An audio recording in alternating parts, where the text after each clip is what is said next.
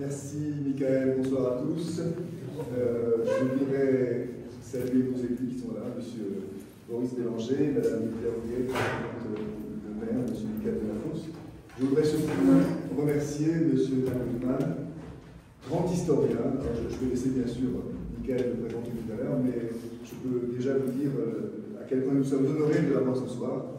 C'est une des grandes figures de l'histoire de la Shoah, de l'antisémitisme, des antisémitismes. Donc nous sommes très fiers de l'accueillir. Je voulais vous dire simplement, je vais être très bref, que nous allions écouter la conférence de M. Goodman, mais que nous vous demandons de ne pas partir avant la fin, parce que nous avons une petite surprise pour cette soirée. Nous allons vous présenter le site de l'Institut, le nouveau site de l'Institut Maïmonide et de Malaga. Vous savez que nous sommes dans le cadre des festivités du 25e anniversaire de l'Institut, et c'est la raison pour laquelle Dan Goodman est là aussi pour marquer cette programmation de qualité. Et à l'occasion de ce 25e anniversaire, nous avons créé, grâce à M. Benabou qui est parti, c'est dommage, mais il était là avec nous tout à l'heure, nous avons créé ce site. Et Roger Dorjman, qui est vice-président de l'Institut, va nous le faire visiter tout à l'heure pour que vous voyez un petit peu l'ensemble de l'architecture de ce site et tout ce qu'on peut y trouver. Je voulais vous rappeler également que ce 25e anniversaire est marqué par de grands événements qui ont déjà eu lieu. Je vais vous parler de ceux qui vont arriver. Nous avons notamment un mois de juin particulièrement chargé, puisque nous avons plusieurs nouvelles conférences. Alors on n'a pas encore trouvé exactement la thématique de ces conférences. On a une première idée, ça peut être le printemps des consciences, qui sonne bien pour moi, donc, qui représenterait cette idée à partir de l'avenue de Manuel Valls, qui aurait dû être là le 20 mars, mais qui malheureusement est en Nouvelle-Calédonie à ce moment-là. Et donc, nous a demandé de décaler sa venue. Il sera là le 26 mai. Et nous avons, pendant tout le mois de juin, des nouvelles conférences, notamment M. Frédéric Dancel, qui sera là le 4 juin. Nous avons le 3 également, rappelez-moi le nom, parce que... Voilà, un colloque sur le génocide arménien. Et nous aurons M. Grand Rabbin Chaim Korsa qui sera à Montpellier également pendant ce mois de juin. Et nous terminerons également avec une dernière conférence. Ah voilà, le dialogue interreligieux avec Monseigneur Tourigny et le grand rabbin Benixon, qui est le rabbin du consistoire régional, qui nous permettront de continuer ce travail que nous faisons de ce dialogue interreligieux. Voilà, je ne vais pas être plus long, donc pensez à nous conserver 5 minutes de plus pour la soirée. Ça ne sera pas plus long, mais c'est intéressant pour nous de vous présenter ce site et pour vous de voir en quoi il consiste. Et je donne la parole tout de suite à M. Bélanger, qui veut me dire quelques mots, et je le remercie encore une fois de sa présence. Quelques mots, effectivement. Au nom de Michael Delafosse, et évidemment saluer, remercier Dan Goodman de sa présence. Alors je sais que vous étiez, enfin, vous connaissez bien Montpellier, vous connaissez bien Michael Delafosse, mais je pensais que une dernière conférence avait eu lieu il y a une dizaine d'années, justement, alors justement, j'interrogeais Michael sur savoir si c'était l'Institut Maïmonide qui vous avait invité, mais c'était dans un autre cadre à cette occasion. En tout cas, évidemment, saluer l'équipe de Maïmonide. Alors j'ai envie de dire, la programmation est toujours très intéressante. C'est pas seulement dans le cadre des 25 ans. Chaque année, on a l'occasion d'avoir effectivement des manifestations tous plus riches les unes que les autres. Mais effectivement, ce soir, c'est saluer la présence d'un éminent historien et évidemment rappeler qu'à Montpellier, nous avons commémoré les 80 ans de la libération du camp d'Auschwitz-Birkenau, et il y avait beaucoup de monde au mois de janvier cette année, encore plus que d'habitude, donc ce qui montre l'intérêt que portent les Montpelliérains pour la mémoire de la Shoah. Et c'est vrai qu'à cette occasion, Michael Delafosse a rappelé rappeler l'importance que revêtait cette commémoration. Et vous le savez, il est toujours, l'équipe municipale entièrement, évidemment, toujours auprès des Montpelliérains pour porter cette mémoire, se rappeler de cette histoire et faire en sorte qu'on n'oublie pas cet immense traumatisme pour le monde. À cette occasion, il a indiqué que pour effectivement se rappeler la mémoire des Montpelliérains déportés et morts dans les camps d'extermination, une stèle sera bientôt érigée effectivement pour se rappeler.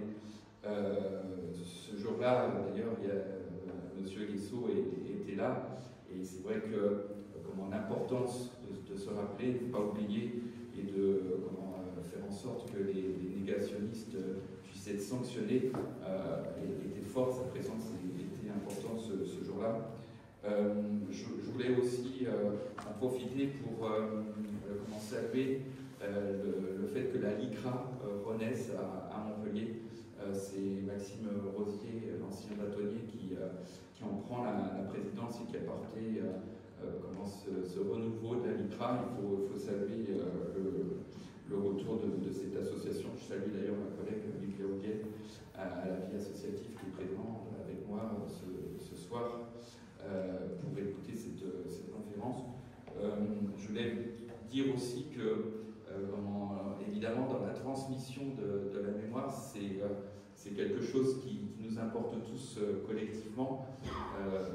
Évidemment, je salue le travail très important de la communauté éducative et à l'occasion des 80 ans, d'ailleurs, des lycéens de Joffre sont partis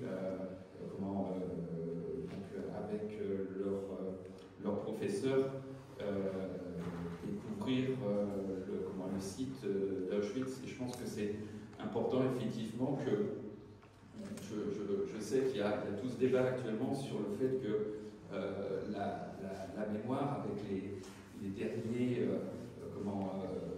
s'en va. Et d'ailleurs il y avait Ginette Polinka qui était présente il n'y a pas longtemps, qui était faite citoyenne d'honneur de la ville. Et c'est vrai qu'on peut penser qu'avec les derniers témoins, quelque part la mémoire peut s'effacer. Moi, je ne pense pas que la mémoire puisse s'effacer avec les derniers témoins, puisque nous sommes tous passeurs et de mémoire. C'est-à-dire que cette mémoire qu'on reçoit à travers les témoignages des derniers survivants ou à travers l'histoire qu'on nous délivre, c'est à nous, chacun d'entre nous, de pouvoir ensuite la porter et la transmettre à nos propres enfants.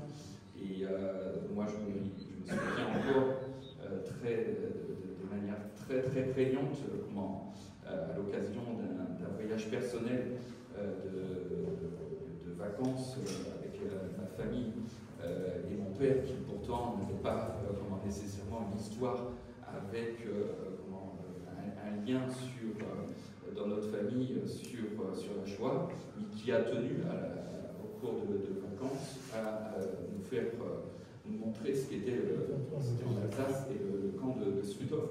Donc je pense que effectivement, il nous appartient collectivement de pouvoir prendre cette mémoire et la faire sienne et ensuite la transmettre autour de nous. Donc je voulais saluer ce travail qui est très important, le travail de mémoire et de transmission, et évidemment aussi saluer à travers les 25 ans de l'Institut Maïmonide tout le travail qui est réalisé par l'Institut. On aura l'occasion bientôt de pouvoir notamment montrer le travail sur l'histoire l'histoire du Mikvé, du site de la Maralerie. Donc on est en train de travailler avec le pôle culture et patrimoine à refaire les vitrophanies sur le site du Mikvé pour pouvoir adapter le discours, faire en sorte qu'il soit plus neuf et qu'il corresponde à notre époque, et pour raconter ce site qui est incroyable et qui montre tout l'apport de la communauté juive à Montpellier à travers l'histoire. Donc encore merci pour tout le travail et merci à vous, Monsieur Rothman, d'être présent ce soir pour cette conférence.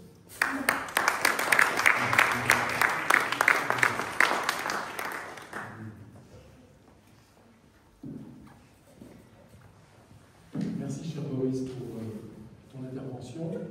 Oui, on a de nombreux projets en commun. On va se voir lundi, mais je ne m'en dis pas plus, pour ne pas déflorer cette visite qui sera perceptible pour les Maïmonidiens prochainement dans la petite série Harari que nous proposons dans le cadre du 25e anniversaire de l'Institut Maïmonide. Une balade à travers des sites emblématiques de notre cité, dont nous sommes fiers, qui était la deuxième ville du Royaume de France au Moyen-Âge, et dont la communauté a contribué effectivement au renom.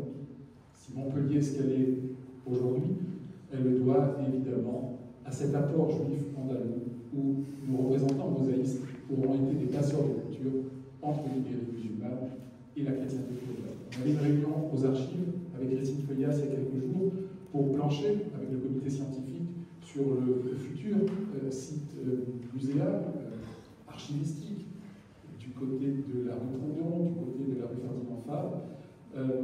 Et évidemment, le Mikvé est omniprésent, parce que c'est l'un des deux plus anciens monuments religieux de la ville avec la crypte de Notre-Dame, parce qu'il renvoie aux racines hébraïques de la cité, aux racines juives occitanes de la France, et en cette période de renouveau judéophobe, de renouveau antisémite, il est capital de se replonger dans cette histoire commune, puisque cela a irrigué le baptême bénite pour nos frères chrétiens, ou encore un bain rituel pour le monde arabo-musulman. Donc plein de beaux projets que nous menons en partenariat avec la municipalité, qui, je le rappelle, est à l'origine avec le professeur Sirat, Georges Frêche et René-Samuel Sirat. Nous le répétons régulièrement, car c'est le 25e anniversaire. On voulait doter Montpellier d'une structure sur les études juives. Il fallait réparer un manque, c'est chose faite, et nous essayons, modestement, mais de manière déterminée, de proposer année après année un programme qualitatif pour ce faire, avec évidemment des savants. C'est ce qui fait notre ADN. Notre ADN, c'est le Mikvé, et ce sont des érudits pour rejouer ces partitions de cénacle de savants hébraïsants, arabisants, latinisants, qui ont mis à profit des collectivités locales leur potentialité, mais toujours en ayant le rétroviseur de l'histoire, mais en allant évidemment vers l'avenir. Boris le rappelait, tu le rappelais tout à l'heure, c'est le 80e anniversaire de la libération du plus grand camp d'extermination nazi, Auschwitz, en janvier, et une cérémonie importante, capitale, a eu lieu, organisée par le Comité français de Moyenne d'Achète, le Conseil représentatif des institutions de l'Île-de-France, en présence de Michael Delafosse, maire de la ville et président de la métropole. C'était une cérémonie empreinte de gravité, de solennité, évidemment, car les tout derniers témoins disparaissent les uns après les autres. J'aimerais saluer également la présence aux côtés de Boris Bélanger, représentant le maire, de Miguel Auquet, qui est également adjointe, saluer et souhaiter un bon rétablissement au professeur Sultan, remercier les différents membres de l'assistance. C'est un temps fort, vous ne vous êtes point trompé, c'est l'un des temps forts de la saison 2024-2025 avec Tal Brutman. Son nom le précède. En janvier, il a eu les honneurs du monde. Un gros dossier, un gros papier.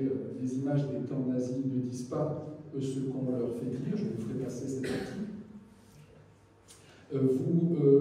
Même si son nom le précède, vous dire quand même quelques mots. Il est historien, il est spécialiste des politiques antisémites en France pendant la Seconde Guerre mondiale et la Shoah.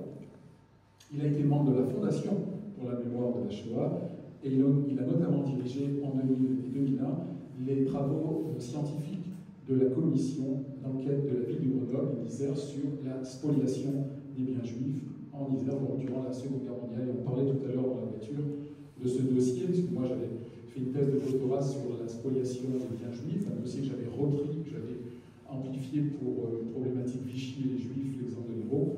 Et on voyait qu'il y avait des parallèles avec la situation à Grenoble. C'était des petites géantes qui ont été spoliées par le CGJ, le Commissariat Général de Questions Juives, véritable ministère des Affaires juives vichistes, avec cette arianisation économique.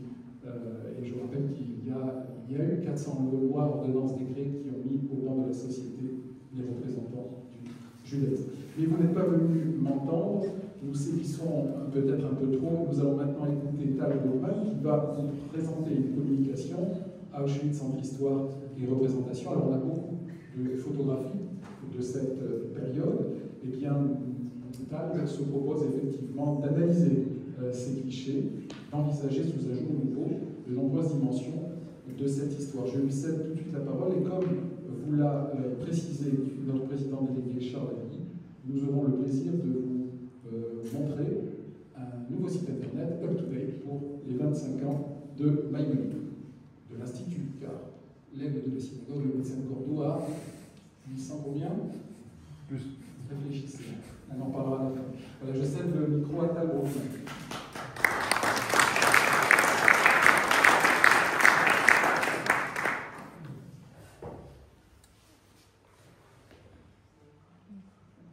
Votre matériel n'est pas top. C'est bon, ne bougez pas, touchez à rien. Bien, bonsoir. Alors d'abord, merci à l'Institut Maïmonide de m'avoir invité à Montpellier. Comme ça a été évoqué, je vais essayer d'aborder avec vous plusieurs choses en même temps, en partant d'un travail que j'ai réalisé avec deux Allemands, Christoph Kreuzmüller et Stefan Orgler, qui a été publié il y a déjà quelques années. Et étant donné que les deux Allemands ne sont pas là, on va dire que j'ai tout fait tout seul. En plus, ils sont allemands, donc ça ne va pas les gêner. Maintenant, en ce qui concerne ce travail, il part de quelque chose qui est très largement connu, qui s'appelle l'album d'Auschwitz, et je vais revenir évidemment là-dessus, mais qui est lié à une histoire, qui est l'histoire de cette femme qui s'appelle Lily Jacob. Et en soi, ça constitue quelque chose de très important, puisque Lily Jacob est la femme qui a découvert cet album, et qui l'a découvert dans des circonstances qui sont très particulières, puisqu'elle a été déportée à Auschwitz au printemps 1944, qu'elle a été transférée d'Auschwitz vers un autre camp, le camp de Dora. Elle a été libérée au camp de Dora, et dans les heures qui suivent cette libération, elle a été fouillée dans les affaires abandonnées par les SS à la recherche de nourriture. Elle tombe sur un album qu'elle ouvre, et elle reconnaît des membres de sa famille, raison pour laquelle elle a gardé cet album par-devers elle. Moi, je suis assez persuadé que s'il avait reconnu personne, elle l'aurait balancé, parce que le jour où vous êtes libéré d'un camp de concentration, vous avez autre chose à faire que de conserver avec vous des archives. Cet album, il va avoir une vie en soi que je vais pas évoquer ce soir avec vous. Il y a énormément de choses à évoquer, mais cet album va vivre indépendamment, d'une part, de Lily Jacob, et parallèlement, il va vivre avec Lily Jacob, qui va en faire son album, et c'est très important. Et je vais vous montrer à quel point elle en a fait son album. Sauf qu'en 1979, un historien a une intuition, ces photos circulent dans le monde entier depuis 3 décennies. Cet historien, c'est Serge Klarsfeld. Il se dit que toutes ces photos qui circulent dans le monde entier doivent provenir d'une source unique.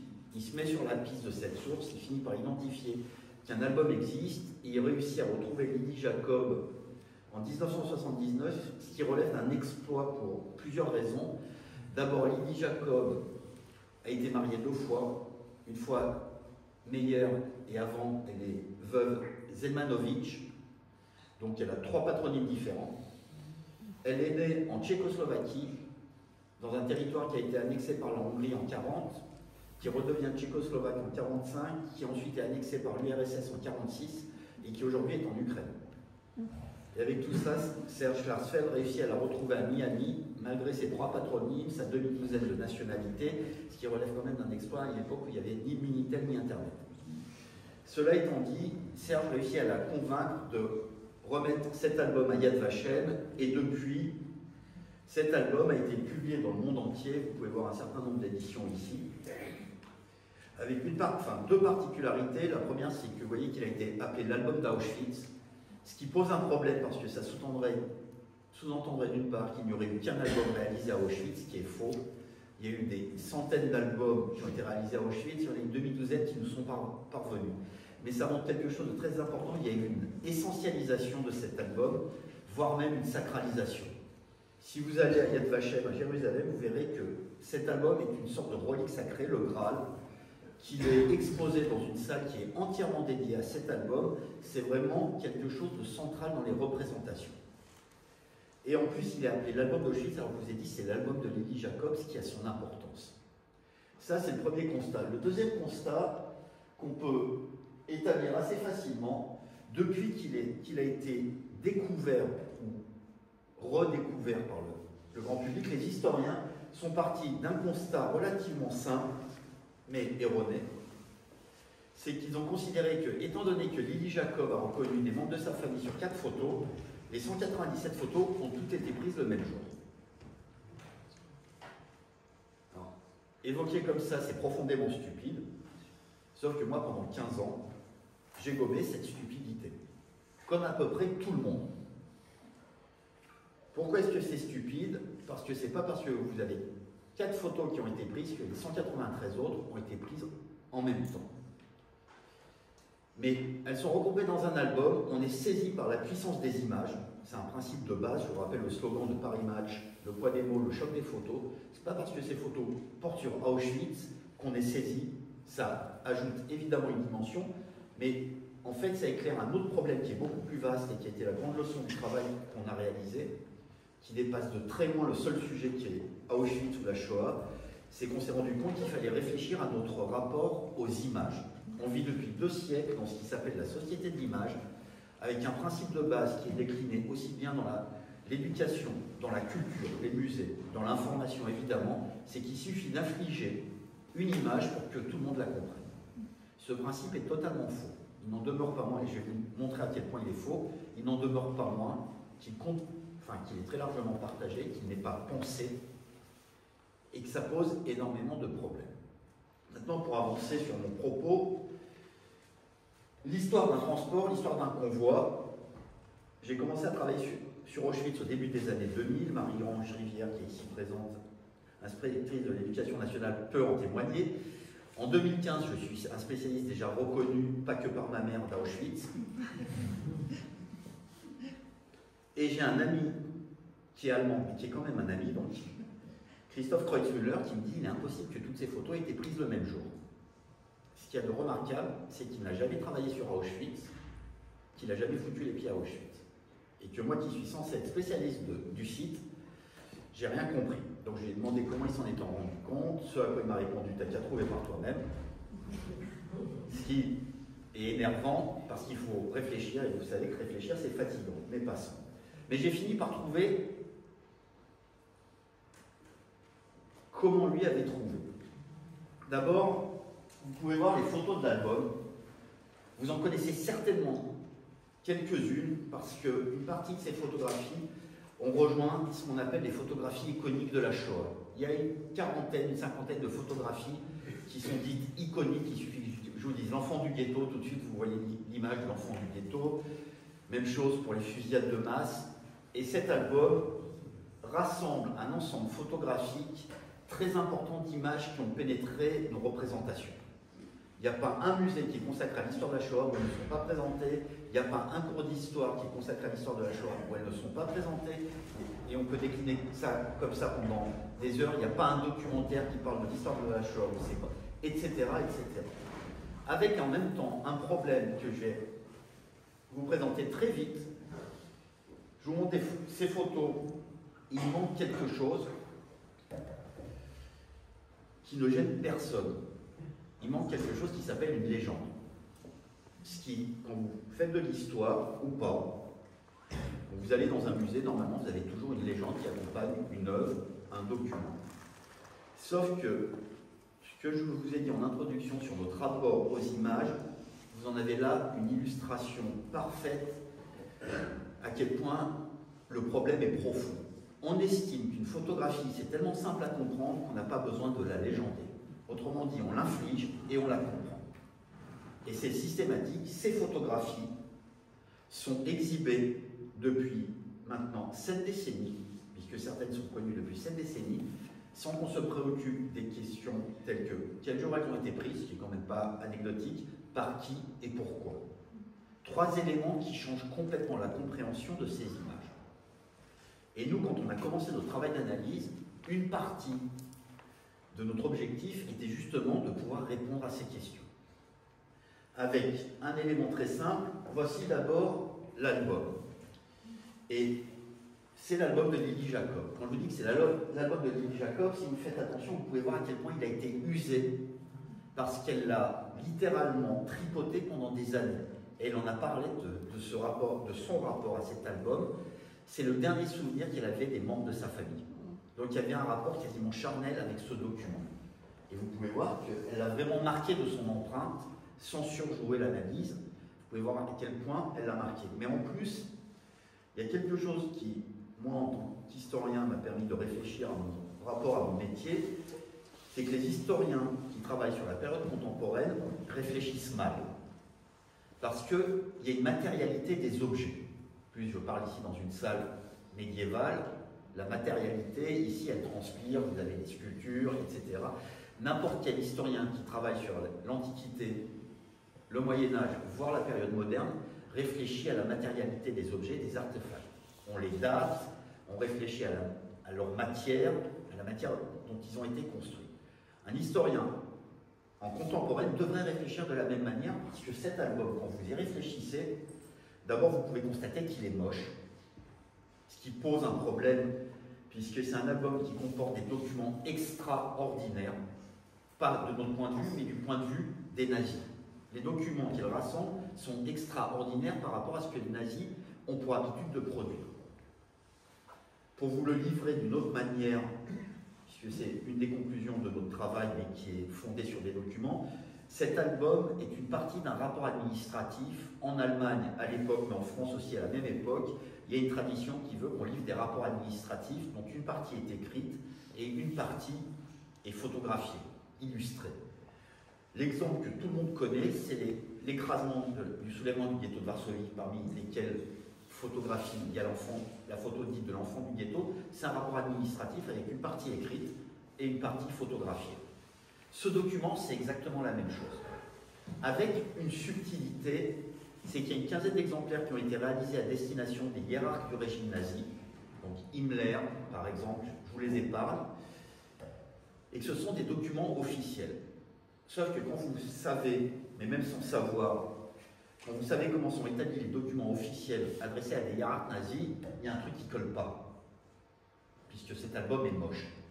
Une grosse ficelle rustique, vous pouvez voir que la couverture n'est absolument pas décorée, alors que l'habitude est de décorer richement les couvertures, et donc ça pose une question.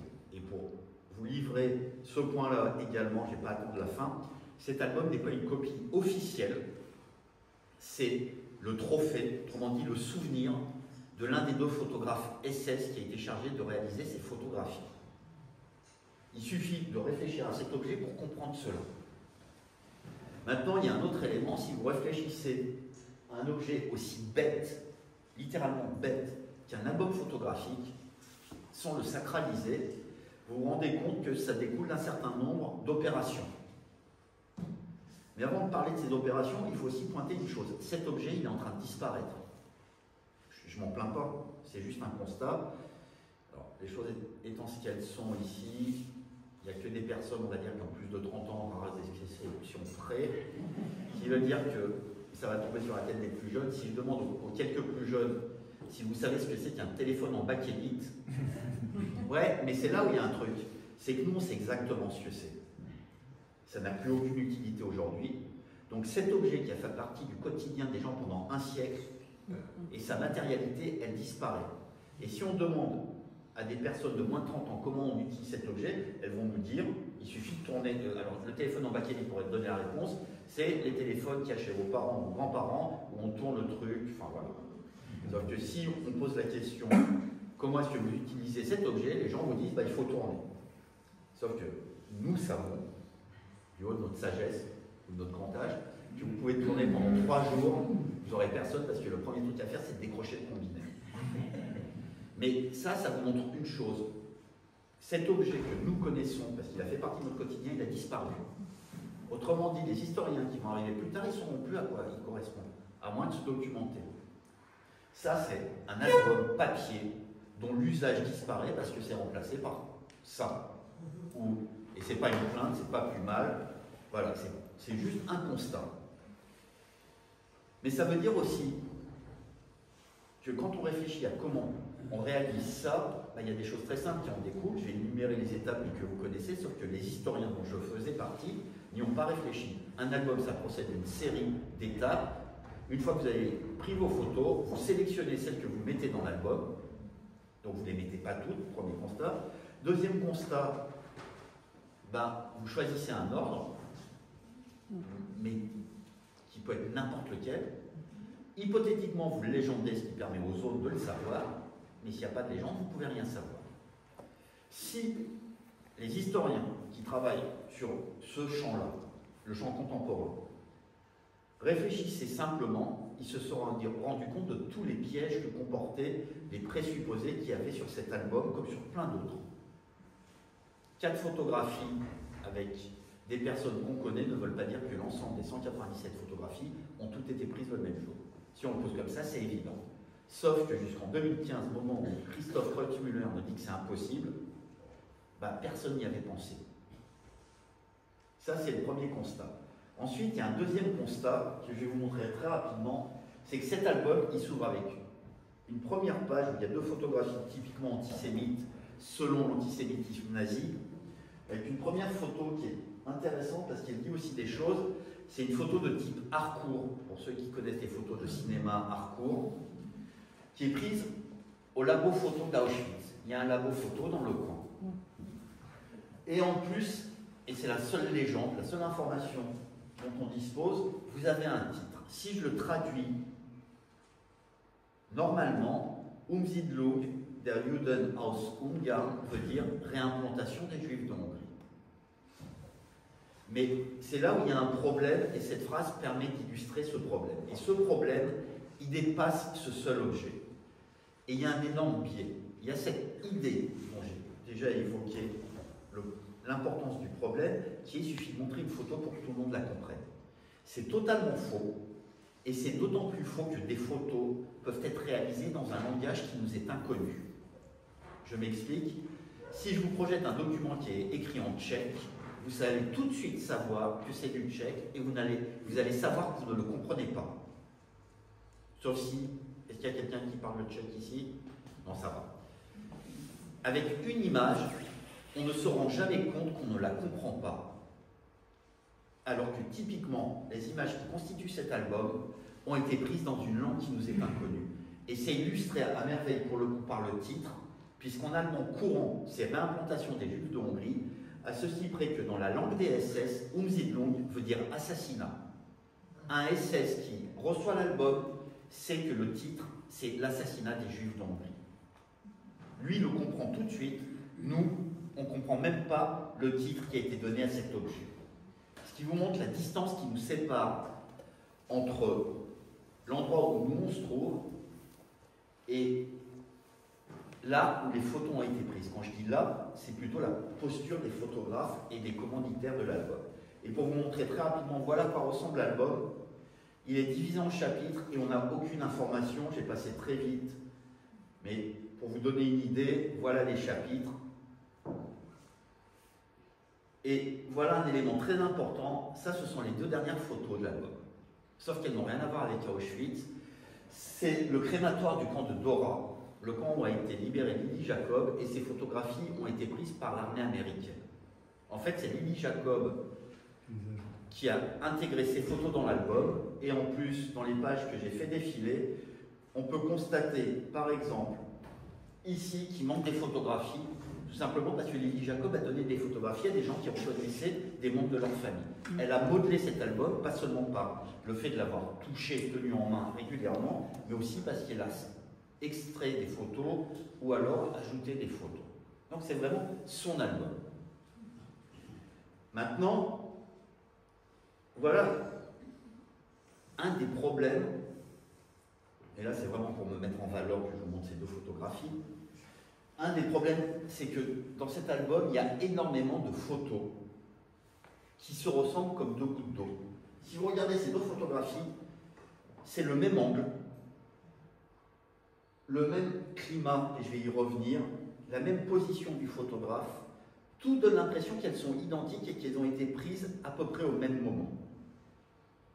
Si vous faites attention, mais vous n'allez pas pouvoir voir à côté, à cause du rideau, mais je ne sais pas si vous arrivez à voir dans le rideau, il y a un trait noir. Si vous ne le voyez pas, vous êtes obligé de me croire sur parole ou d'acheter le bouquin. Mais le trait noir indique que le photographe se tient à l'intérieur d'un wagon et qu'il photographie, il y a la paroi comme sur l'autre photographie. Donc elle se ressemble comme deux gouttes d'eau, il est juché dans un wagon, il prend une photo en direction du crématoire numéro 2 que vous pouvez voir. Attendez, je vais faire une manip.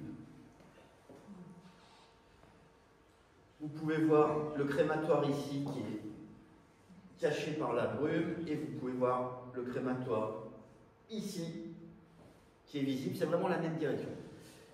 Sauf que c'est, et en plus, si on continue, voilà, pareil, vous allez devoir me croire sur parole, mais là on voit des flaques d'eau, là où vous ne pouvez pas les voir. Et là on voit que le trottoir est luisant, dans les deux cas il pleut. Donc pareil, ça renforce l'idée que les deux photographies ont été prises le même jour, à ceci près que si on prête attention, il y a un élément dans la photo qui nous montre qu'elles n'ont pas été prises le même jour. Donc là je pourrais faire le jeu de vous proposer de trouver cet élément, mais c'est impossible que vous trouviez. Je vais vous montrer pourquoi. Parce que si vous faites attention sur la photo qui est à votre droite, vous pouvez voir qu'il y a des caisses entreposées au croisement de ce qui s'appelle la rampe, c'est-à-dire la gare de Birkenau. Vous avez des caisses. Et ces caisses, pour ceux d'entre vous qui éventuellement connaissent le site, elles ont été entreposées dans un fossé qui fait 3 ou 4 mètres de profondeur. Donc là, vous avez, estimation basse, au moins 4 mètres de caisses qui ont été entreposées. Mais ici, il n'y a pas la moindre caisse. Donc, 4 mètres de caisse, ça ne peut pas être entreposé en quelques dizaines de minutes. C'est la preuve que ces deux photos n'ont pas été prises le même jour. Il y a des informations dans les images, mais on ne sait pas ce qu'il faut regarder pour comprendre qu'on est face à des images qui ont été mélangées avec une narration qui nous est inconnue. Maintenant, pour vous montrer un autre exemple qui est encore plus, là pour le coup, qui est beaucoup plus évident, 4 pages, c'est moi qui ai rajouté les informations de page, ça vous montre à quel point c'est dénué de toute information. Et vous avez la photo qui est en bas de la page 8 et deux photos qui sont à peu près identiques en bas de la page 11. Donc il suffit juste de tourner 2 pages et on tombe dessus. Et voilà ce que ça donne, la vue de la gare de Birkenau sur une photo aérienne avec d'un côté le mirador central qui est ici et ici le crématoire 2 qui est là. Si on reprend l'idée que toutes les photos ont été prises le même jour, ça veut dire que le photographe qui se tient ici, donc au milieu de la rampe, a fait une photo dans une direction, une photo dans l'autre direction. Sauf qu'il y a un énorme problème qui est sous nos yeux et qu'on est... Alors peut-être que certains d'entre vous vont le voir, la plupart ne le voient pas, mais pour une raison qui est inhérente au sujet. Vous voulez tenter? Les ombres. Si les ombres, elles ne bougent pas en une demi-heure. Donc c'est pas un indicateur. La hauteur? Non plus. Dans le même sens. Pardon? Les gens qui ne marchent pas dans le même sens. Non, les gens, ils marchent dans n'importe quel sens, c'est pas des indicateurs. Inversé.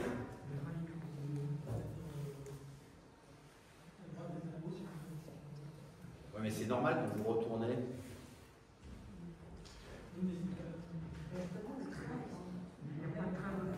Voilà. Donc je vous explique ce que certains voient et que les autres ne voient pas.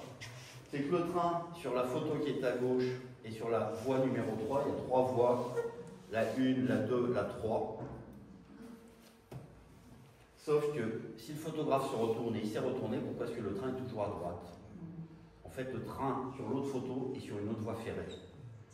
Autrement dit, on a une preuve énorme sous les yeux que ces deux photos n'ont pas été prises le même jour parce que les ombres sont à peu près au même niveau et qu'il est impossible qu'un train soit d'un côté et qu'il ait changé de voie dans les quelques minutes qui suivent. En fait, on n'apprend pas à lire les images, on ne sait pas ce qu'il faut regarder et c'est pour ça que certains d'entre vous voient des choses et que d'autres voient d'autres choses. Et en fait, c'est ça le cœur du problème, on ne sait pas ce qu'il faut regarder. Maintenant, pour résumer, si vous regardez ces quatre pages, il y a 8 photographies, elles ont toutes été prises le même jour, ça fait une série photographique. 3, un deuxième jour, 2, un troisième, et la dernière photo toute seule, un quatrième. Sur les 27 pages de l'album, il n'y a pas un convoi arrivé le 26 mai 1944, il y a 12 convois arrivés entre le 16 mai et le 2 août 1944. Quand on a décrypté cet album, on s'est rendu compte que ça n'avait déjà plus rien à voir avec ce qu'on pensait initialement. Et ça change tout, déjà, en ce que ça montre. À partir du 16 mai 1944, vous avez 147 convois qui arrivent de Hongrie en 2 mois. Donc la période qui a été couverte par l'album. Ce qui veut dire qu'il y a quasiment un convoi sur 10 qui a été photographié. Donc ça vous montre l'ampleur de ce qui a été photographié. Ensuite, se pose un autre problème. Comment est-ce que ces photos sont classées? La série que je vous ai montrée en rouge, la voilà dans l'album. Donc ça, c'est les emplacements. Les numéros sont les emplacements dans l'album, place 24, 26, 27, etc. Si vous les regardez, ce n'est pas dans l'ordre chronologique. Et ça apparaît d'une façon évidente. Si vous regardez ce diagramme, il reconstitue les mouvements du photographe. 24, il est au sol, ensuite il serait monté, ensuite il serait redescendu, ensuite il serait remonté, il serait redescendu. Il n'y a personne qui s'amuse à faire ces mouvements-là. Elles sont dans le désordre. Pourquoi? On n'en sait rien. La personne qui a ordonnancé cet album, l'a agencé, avait des critères qui nous échappent. Donc, une des choses qu'on a commencé par faire, ça a été de retrouver l'ordre, et d'un coup, les photos prennent un nouveau sens. Si je vous montre cette photo, qui est la 27, et que je vous demande pourquoi cet homme lève le bras, qui est une réponse facile, les nazis lèvent toujours le bras droit. Sauf que là, il n'a aucune raison de lever le bras droit. Et si vous regardez cette photo-là, comme ça, vous ne pouvez pas le comprendre. Une fois qu'on la remet dans l'ordre, on comprend pourquoi ce type lève le bras droit, parce que hors champ, il y a un camion, et qui fait signe au camion d'avancer, et sur la photo suivante, vous voyez le camion qui avance. Et d'un coup, la narration, au sens premier du terme, elle prend un sens. Plus on avance, plus on progresse dans les images, plus vous voyez que la file des femmes diminue, que la sélection progresse, et que les dernières photographies montrent le début de la sélection des hommes. Donc ça vous montre à quel point cet album, il présente une vision des choses qui ne correspond même pas à une transposition de ce qui se passe réellement. Et après, pour comprendre comment on retrouve cet ordre, il y a des choses qui sont relativement simples. Étant donné que la sélection, c'est les fils qui avancent, cette femme qui est au premier plan ici, qui est facilement reconnaissable, on la retrouve à l'arrière-plan, là où vous avez le carré rouge. Vous pouvez voir que c'est exactement elle. Donc la photo qui est de ce côté-là précède la suivante. Donc c'est en combinant tous ces éléments qu'on peut retrouver l'ordre. Mais il y a d'autres problèmes qui se posent. Par exemple, ces deux photographies, je vous ai déjà montré, elles montrent une sélection. Et donc on a essayé de voir si on pouvait raccorder ces photos à d'autres photos, ce qui est le cas. Par exemple, alors, vous avez la photo numéro 64 qui est beaucoup plus loin dans l'album, mais aussi beaucoup plus loin topographiquement à Auschwitz. Et on peut retrouver la femme qui est ici, elle est là de dos, ici et là. Alors, vous pouvez tenter de me dire, elle n'est pas facilement reconnaissable, ça tombe bien, parce qu'il faut toujours recouper. Il y a une autre photo qui est prise à peu près au même endroit, où il y a cette femme qui, elle, pour le coup, est totalement reconnaissable jusqu'au pli de son imperméable, etc., etc. Ce qui nous permet donc de relier ces 12 photos qui sont prises à 400 mètres de la sélection avec les deux photos. Mais en plus, il y a un autre élément, c'est que quand vous regardez ces images, en général, on est happé par le premier plan, pour tout un ensemble de raisons. Ici, on a des victimes, donc tout de suite, on voit les victimes. En général, on regarde une photo et on voit ce qu'il y a au premier plan ou ce qui relève de l'action. et le reste, les autres informations, elles passent à la trappe. Nous sommes allés aux archives du musée d'Auschwitz, on a exhumé un certain nombre de documents, et par exemple, on a retrouvé des rapports quotidiens de construction de la gare, puisque la gare est toujours en construction, avec plein d'informations. Le 19 mai 44, donc Tag-Bericht, rapport quotidien numéro 249, ça fait 249 jours qu'ils construisent la gare. Ce jour-là, il y a 350 prisonniers encadrés par 9 travailleurs civils qui sont en charge des travaux, et puis le SS qui remplissait ces documents note scrupuleusement les numéros d'immatriculation des wagons qui amènent des marchandises pour la construction de la rampe. Et vous pouvez voir que ce jour-là, ces 2 wagons, dont les numéros d'immatriculation apparaissent dans les photos, ont été enregistrés. C'est le seul jour où ces wagons ont été enregistrés. Ce qui veut dire que grâce à ce stupide numéro d'immatriculation, on a la date à laquelle ces photographies ont été prises. 19 mai 44. Donc ça vous montre tout ce qu'il a fallu combiner pour réussir à établir des informations que les historiens auraient dû rechercher immédiatement pour pouvoir utiliser ces photographies.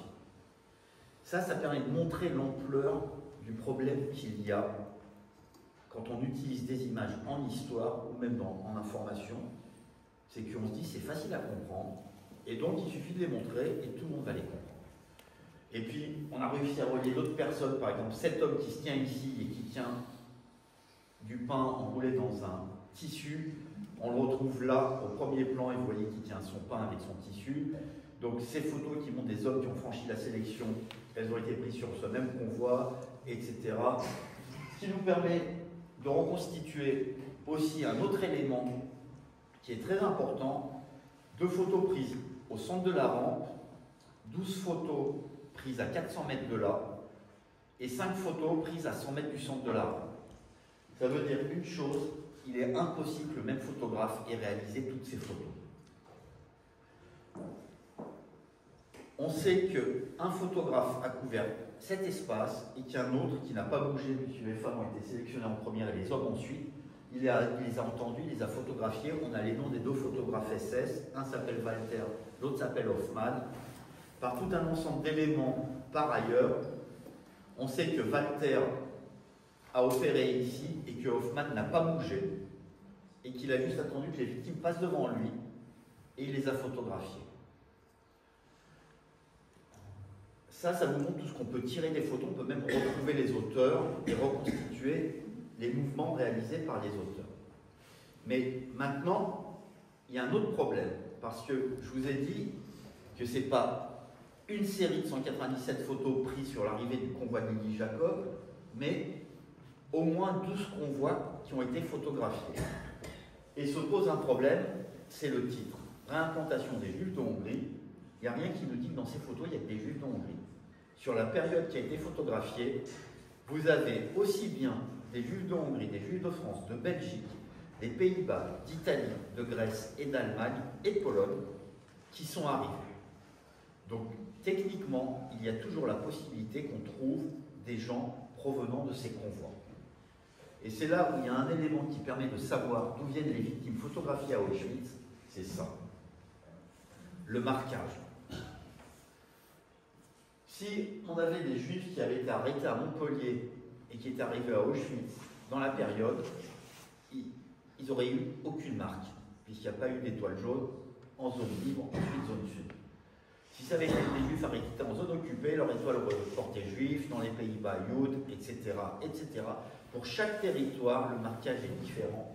Toutes les photographies nous montrent des étoiles hongroises. C'est quoi les étoiles hongroises? C'est des étoiles que les victimes ont dû confectionner elles-mêmes dans la précipitation, puisque ça a été très vite. Les Allemands sont rentrés en Hongrie fin mars 1944. Les victimes ont eu une semaine pour les confectionner. Vous pouvez voir ici à quoi ça ressemble. Avec en plus un point en zone occupée, à Paris par exemple, si un flic peut passer son doigt entre 2 points de couture, vous allez en prison. Est-ce que vous pensez vraiment que ça aurait pu être porté en France? C'est impossible. Une étoile comme ça portée en France, vous partez directement en prison. Et vous pouvez voir que ces étoiles, elles ont été confectionnées de briques et de broc. Là, vous avez une femme qui a fait une étoile juste en tirant des bandes. Cet homme a cousu 2 triangles inversés. Quant à ces étoiles-là, elles ne ressemblent même pas à des étoiles. Mais c'est l'élément qui nous permet de savoir qu'on a affaire à des Juifs de Hongrie systématiquement. Pas une photographie qui montre des victimes à Auschwitz ne montre autre chose que des Juifs de Hongrie. Donc ça vous montre la complexité qu'il y a à reconstituer l'origine de ces photographies et ce qu'elles montrent d'un point de vue, on va dire, chronologique. Mais ensuite se pose un autre problème qui est encore plus profond, qui est la compréhension des images. Je vous ai déjà parlé du type qui lève le bras, pardon. Mais en plus, ça montre une chose, quand on regarde cette photographie, on ne peut pas comprendre qu'il y a un espace de 10 mètres entre les deux wagons. Parce qu'une photographie écrase ou étire les distances. Et que le type, en général, quand on regarde cette photo, on a l'impression qu'il regarde les wagons et qu'il est en train de faire signe à quelqu'un qui est à l'intérieur des wagons. Alors qu'il est en train de faire un espace qui a sans doute la largeur de la salle. Autrement dit, il n'y a rien en face de lui, il n'y a pas de wagon en face de lui, il y a une route et il y a un camion sur cette route. Donc ça montre à quel point une image s'est piégée. Mais en plus, cette image est encore plus intéressante pour une autre raison. Vous pouvez voir cette image qui est hyper précise, en haute définition, et vous avez 2500 personnes dans cette photographie. 2500 personnes pour lesquelles vous pouvez voir les manteaux, les chaussures, les foulards, les yeux. À chaque fois que j'énumère un truc, ça fait une information que vous multipliez par 2500. Là, on est déjà à des dizaines de milliers d'informations. Si je vous rajoute là-dessus des milliers, voire des dizaines de milliers de cailloux, des planches qu'on voit distinctement, des boulons, je peux continuer à décrire cette photo pendant des heures, il y a des centaines de milliers d'informations dans cette image. Personne au monde ne peut saisir et analyser des centaines de milliers d'informations. Chacun d'entre nous ici va voir cette image d'une manière différente. Pas dans sa globalité, mais dans les informations qu'elle contient. Il y en a qui vont tout de suite être capables de repérer qu'il y a un camion Mercedes au fond. Mais ceux qui ne s'intéressent pas au véhicule, ils vont juste noter qu'il y a un camion. Le mot, l'idée, pas l'image à proprement parler. Et leur regard va glisser inconsciemment sur ce qui les intéresse eux. Autrement dit, vous. Si ce qui vous intéresse, c'est la mode, vous allez tout de suite repérer comment les femmes ou les hommes sont habillés. Ou alors qu'il y a des hommes en uniforme, les SS, et d'autres en uniforme qui sont les prisonniers. Et si c'est l'architecture qui vous intéresse, vous allez tout de suite repérer les pylônes qui sont au fond et les bâtiments. Chacun ici va avoir une information différente, et l'idée même qu'il suffit d'infliger une photo pour que tout le monde la comprenne, vous voyez à quel point c'est totalement absurde. Mais en plus, il y a un autre élément sur lequel on ne l'apprend pas, donc ce n'est pas une automaticité. Quand je vous parle d'automaticité, si je vous montre un texte écrit, automatiquement vous le comprenez. Parce que vous comprenez les lettres, vous les avez apprises. Vous n'avez même pas besoin de réfléchir pour savoir si un A précède un B, ça fait AB. C'est automatique. Là, vu qu'il n'y a pas d'automaticité, il y a plein de choses qui nous échappent. Du moment que j'ai commencé à les énumérer, vous allez vous rendre compte que c'est évident. Dans cette photo, vous avez 2500 personnes. Des hommes, des femmes et des enfants qui ont été séparés. Ça veut dire que ça crie, ça pleure. Cette photographie, jusqu'à maintenant, vous la voyez dans le calme, puisqu'elle se veut être calme, sauf que je viens d'énumérer déjà 2 informations qui sont bruyantes. Vous avez 1500 personnes à l'arrière-plan qui marchent sur du gravier. Ça fait du bruit. Vous avez un type qui est en train de faire signe à un camion qui est hors champ d'avancer. Ça veut dire qu'il y a un moteur qui tourne, etc., etc. D'un côté, vous avez une image qui est un instant figé.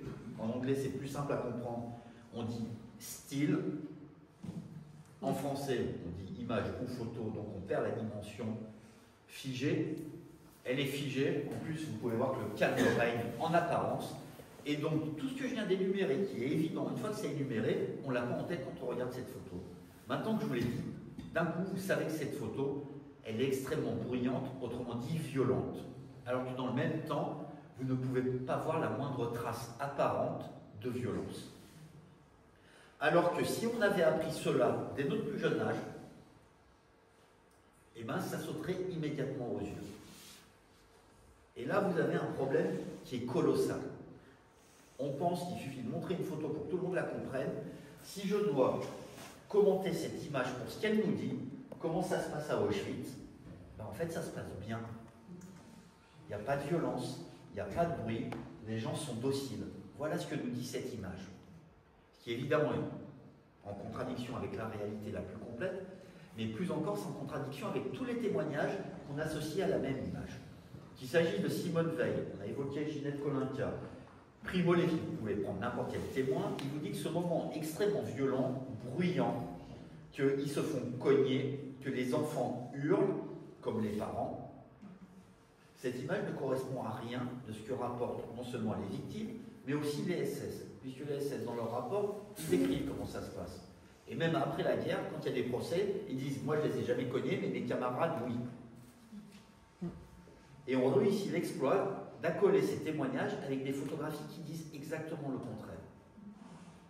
Ce qui vous montre à quel point on ne réfléchit pas aux images d'une façon générale. Maintenant, si on reconstitue l'ordre des images, une fois que vous avez remarqué que le type lève son bras pour faire passer le camion, d'un coup vous vous rendez compte aussi d'une autre dimension, c'est qu'il y a du mouvement. Si j'en reviens au style, on a l'impression que tout est figé et que les SS s'occupent des Juifs et qu'il n'y a rien qui se passe. Sauf que vous avez un balai permanent de camions qui circulent et qu'on voit sur ces photographies qui se suivent. Vous pouvez voir qu'il y a un camion qui roule, il y a des femmes qui passent, enfin des hommes ici qui passent, là des femmes. Vous pouvez voir que le camion soulève de la poussière, que là il y a 3 camions qui se croisent. C'est un balai constant. Mais à nouveau, c'est quelque chose qu'on n'envisage pas parce qu'on se repose sur une image où tout est figé. Et en plus, cette image, comme certaines autres, elle nous plaît intuitivement parce que tout est ordonné, agencé. Et vu que tout est ordonné, agencé, on va privilégier cette image à une image qui serait chaotique. Et il y en a plein dans l'album qui sont chaotiques. Celles-ci ne sont jamais montrées. Pourquoi? Parce que littéralement, c'est le bordel. Vous avez de la fumée, on ne comprend rien, parce que l'image est compliquée à décrypter, et donc, on les laisse de côté. Autre exemple qui rejoint ce que je vous disais sur la violence, c'est que cette photographie ne nous paraît absolument pas violente. Est-ce que vous voyez de la violence exercée dans cette photo? Il n'y en a pas.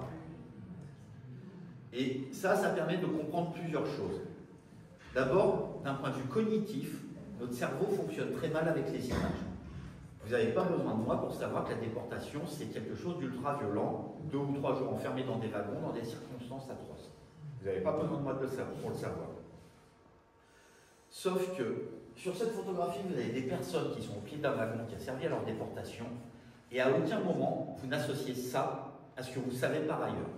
Pourquoi? Parce que les deux objets, les victimes et le wagon, sont déconnectés. Les mêmes victimes auraient été photographiées à l'intérieur du wagon, immédiatement, on se serait dit, c'est horrible les conditions de la déportation. Là, les deux objets sont déconnectés, notre cerveau ne sait pas les associer avec d'autres informations qu'on maîtrise par ailleurs. Pour la même raison, on n'a pas appris à le faire. N'ayant pas appris à le faire, ça glisse, on voit des gens devant des wagons, et on n'associe pas ça immédiatement au fait que ces personnes-là ont passé 3 jours et 3 nuits en déportation. Ça, c'est la première dimension de la violence dans cette photo. Ensuite, il y a une deuxième dimension de violence.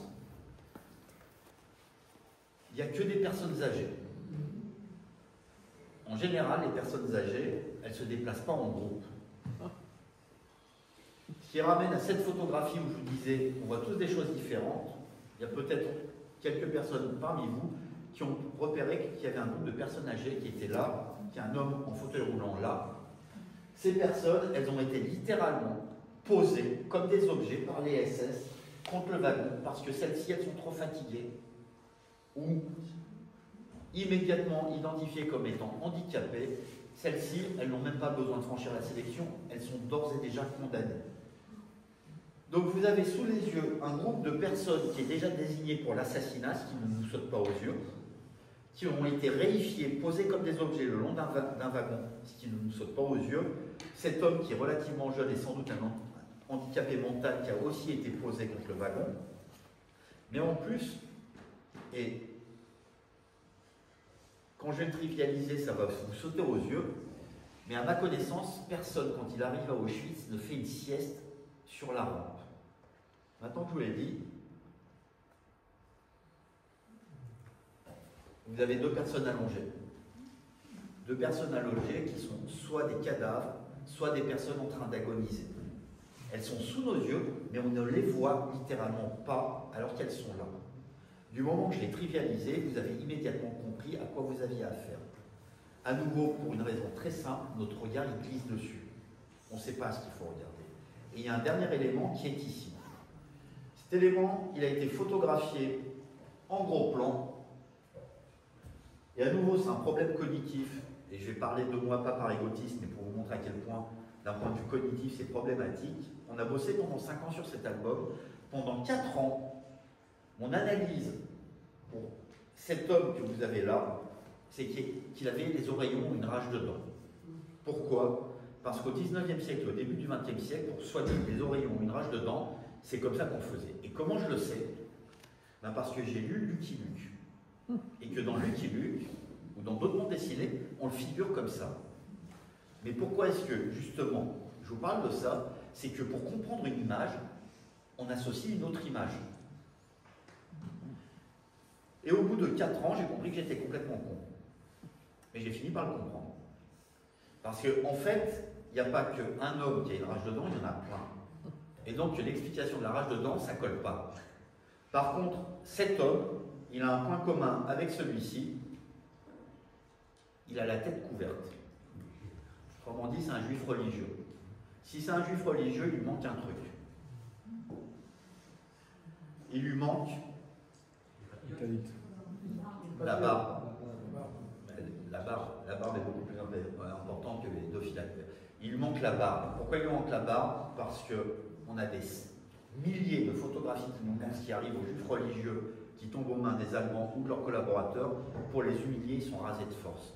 Autrement dit, dans cette image, vous avez un homme qui soit il a été blessé quand il a été rasé de force, et donc il s'est recouvert de bandage, soit pour recouvrir l'humiliation qu'il a subie, puisque la loi mosaïque leur interdit d'avoir le visage glave, il a recouvert l'humiliation qui lui a été infligée. Mais parce que ce n'est pas notre culture, il n'y a pas de juifs orthodoxes dans la salle, à ma connaissance, et je devrais le voir tout de suite, puisqu'il aurait une barbe et la tête couverte, et bien ça ne saute aux yeux de personne. Le seul endroit où ça a sauté aux yeux de personne, c'est quand on a fait une présentation à Jérusalem, et les juifs orthodoxes qui étaient dans la pièce ont tout de suite compris à quoi ils avaient affaire. Parce que, à nouveau, c'est leur culture. Quand je vous dis que, d'abord, ces photos ne sont pas faites dans notre langue, vous voyez le rapport du photographe à ce qu'il photographie, mais il y a aussi des éléments culturels qui nous échappent parce que ce n'est pas notre culture pour une raison ou une autre. Autrement dit, vous avez un homme qui a été violenté, des cadavres, des gens qui sont condamnés à mort devant un wagon où ils sont restés pendant 3 jours et 3 nuits, et pourtant cette image ne nous saute pas aux yeux immédiatement comme étant ultra violente. Pourquoi? Parce que nous, ce qu'on cherche, c'est la violence telle qu'elle est évoquée par les victimes. Elles ont été cognées, elles se sont fait hurler dessus, etc., etc. Ça, on ne le voit pas dans les photos. Ne le voyant pas, on se dit, ben, il n'y a pas de violence. Alors que de la violence, paradoxalement, il y en a de partout. Maintenant, pour avancer, je vais vous montrer un dernier exemple qui montre énormément de choses. D'abord, vous avez ce qu'on a appelé la série des rabbins, pour une raison évidente. Ces photos, elles sont ventilées sur tout l'album. Mais quand on les rassemble, vous pouvez voir, il y en a 5, il y en avait même une 6e qui a été donnée par Lily Jacob, un membre d'une famille qui a reconnu un de ses parents.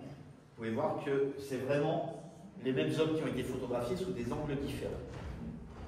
Mais quand on agence ces photos dans l'ordre où elles ont été photographiées, il y a plusieurs choses qui apparaissent. Donc vous pouvez voir l'ordre dans lequel elles ont été photographiées, 108, 109, la 2 ensuite, 94 et 107 en dernier. Et c'est là où il y a énormément de choses qui se jouent. D'abord, vous pouvez vous demander comment est-ce que je peux être aussi affirmatif que c'est l'ordre dans lequel ça a été photographié. Et c'est à nouveau là où on voit qu'on ne comprend pas ce qu'on voit. Sur les 2 dernières photographies, les hommes n'ont plus leur couvre-chef. Mais à nouveau, je vous rappelle, ce sont des juifs religieux. Ils n'ont pas de couvre-chef.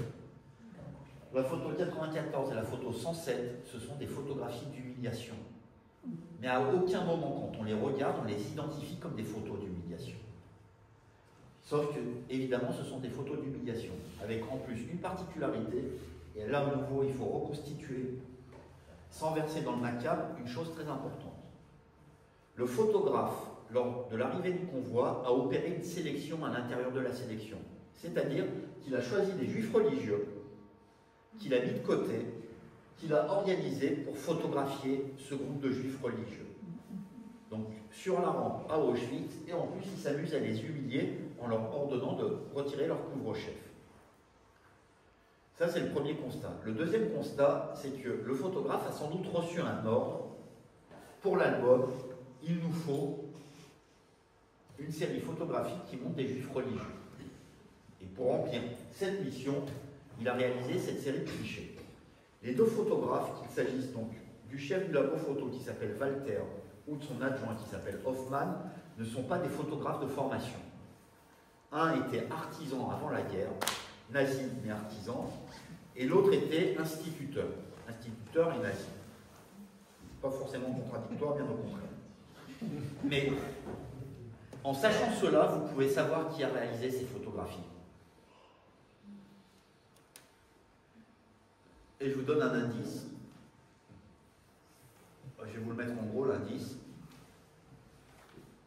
Ça devrait vous rappeler un truc que vous avez connu. Alors, comme moi au siècle passé pour la plupart d'entre vous. Cette série photographique est organisée comme une photo de classe.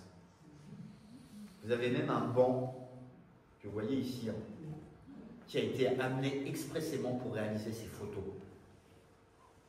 Celui qui a réalisé cette série photographique, c'est Hoffman, l'ancien instituteur qui n'est pas photographe professionnel. Il a reçu un ordre, photographie-nous des juifs religieux. Il ne sait pas comment on fait une photo de groupe. Qu'est-ce qu'il fait? Il reproduit ce qu'il a vu faire quand il était instituteur. Et l'opération est tellement préparée qu'en fait, le banc, on le voit ce jour-là, c'est le seul jour où il y a un banc à cet endroit-là. Il y a un banc qui a été amené expressément. Ce qui vous montre que ces photos, elles sont très largement mises en scène, même si n'importe quelle image est mise en scène, et qu'elles répondent à des critères très particuliers. Mais avec en plus un autre élément qui figure dans ces photos et auquel on ne prête pas attention, c'est que si vous regardez l'arrière-plan en particulier de la 109, je vais vous le mettre en gros plan, vous avez un groupe qui n'est ni en uniforme SS, ni en uniforme de prisonnier. Et ce groupe, je l'ai mentionné tout à l'heure avec vous. Je vous ai dit, il y a 350 prisonniers civils qui sont répertoriés dans le rapport quotidien, avec 350 prisonniers avec 9 travailleurs civils. Ça, c'est les travailleurs civils. Les travailleurs civils, c'est quoi? C'est des employés allemands d'entreprises diverses et variées qui sont embauchés pour encadrer des travaux qui se déroulent à Auschwitz. Et pour la construction de la gare, puisque ni les SS ni les prisonniers ne sont spécialisés en construction de gares, il a fallu recruter des spécialistes du BTP qui savent comment on construit une gare. Ils sont là. Ils sont là, et le chef du groupe, on le reconnaît parce qu'il a un brassard blanc, et il y a plein de photos qui nous montrent des travailleurs civils allemands avec des gros brassards blancs qui discutent avec des SS devant Birkenau. Donc ce n'est pas un cas isolé, mais ça montre une chose. Vous pouvez voir que le convoi qui a amené les victimes, il n'est plus sur la rampe. Il n'y a plus de convoi. Ça veut dire que les victimes qui ont été amenées, elles sont d'ores et déjà assassinées. Et que leurs corps sont en train d'être incinérés. Et vous avez un groupe de travailleurs allemands qui rentrent tous les soirs chez lui, qui est présent sur la rampe. Ça permet de casser une représentation qui est que Auschwitz serait isolé du reste du pays où il se trouve, en l'occurrence l'Allemagne. Auschwitz, c'est une ville, avant d'être un camp. Le camp est arrimé sur la ville. Et en plus, quotidiennement, vous avez des dizaines, des centaines de travailleurs civils allemands qui rentrent dans le site et on les voit sur les photos. Vous les avez là, ils sont témoins oculaires, auditifs et olfactifs de ce qui est en train de se passer. De la même manière que ces travailleurs qui sont à l'extérieur de Birkenau, ils voient, ils entendent et ils sentent. Mais en plus, et je vais finir sur ces dernières photos, Je vous ai déjà montré ces photos, mais il y a quelque chose de particulier. À l'arrière-plan, vous avez de la fumée qui se déplace. Cette fumée qui se déplace, c'est un train qui circule, en gros, d'est en ouest. Ici, vous avez la gare la gare de voyageurs d'Auschwitz, la gare normale. Et ici, vous avez la gare de marchandises. Tous les jours, vous avez des dizaines de convois qui circulent sur cette voie. Non seulement des convois de marchandises, mais aussi des trains de voyageurs. Tous les jours, aller-retour, il y a 8 trains qui font Varsovie, Prague, Vienne. Dans un sens et dans l'autre, ça veut dire des milliers de voyageurs qui longent un pont qui fait 2 km de long, qui n'est caché par rien. Et si je vous remets ces photos, si on voit la fumée des locomotives qui sont à environ 600 mètres depuis la rampe, ça veut aussi dire que depuis là, on voit les fumées qui se dégagent. Donc Auschwitz, ce n'est pas un secret, ce n'est pas un isolat. Et le problème, c'est que, en général, on montre la Shoah de cette manière-là. La Shoah, c'est simple, des SS, des Juifs, au milieu de nulle part. Sauf que ces gens-là, et à nouveau je vais trivialiser parce que c'est très important, ils n'ont pas été téléportés à Auschwitz.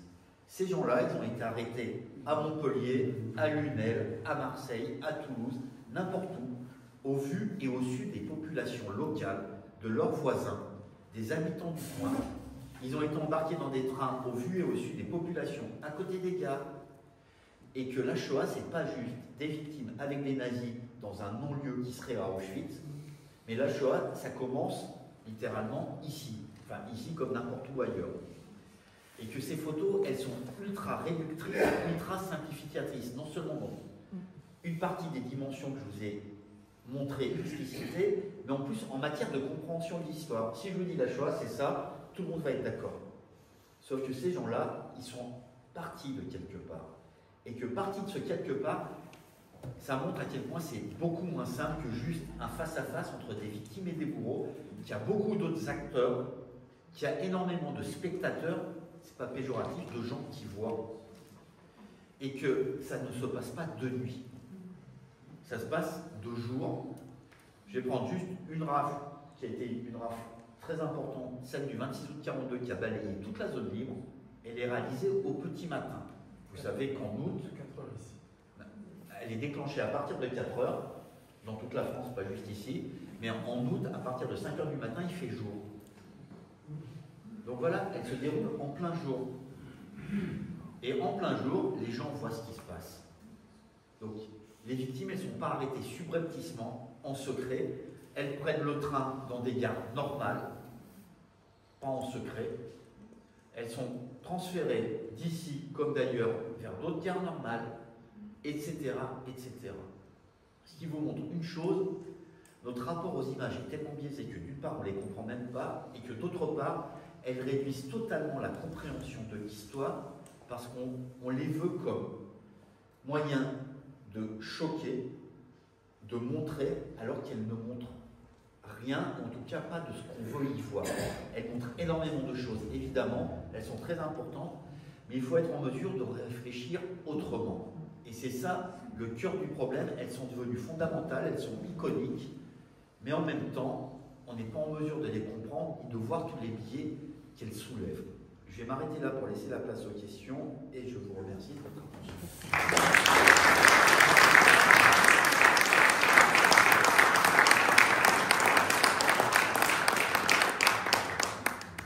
Merci, cher Tal Brockman, pour ce passionnant, tristement passionnant, édifiant décodage, analyse des photographies d'Auschwitz, des clichés qui renvoient à l'élimination progressive des Juifs de Hongrie à la fin de la guerre, au printemps 1944 précisément.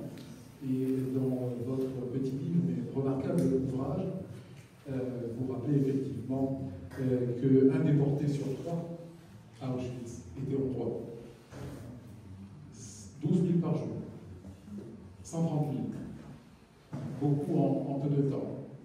Et pour avoir enseigné en Roumanie, à la faculté d'études européennes, et avoir effectivement visité la terre des ancêtres en Roumanie-Hongrie avec mon père, on a pu voir effectivement tant à Oradea, en Transylvanie roumaine aujourd'hui, qu'en Transylvanie hongroise hier, en Hongrie, à Debrecen, le poids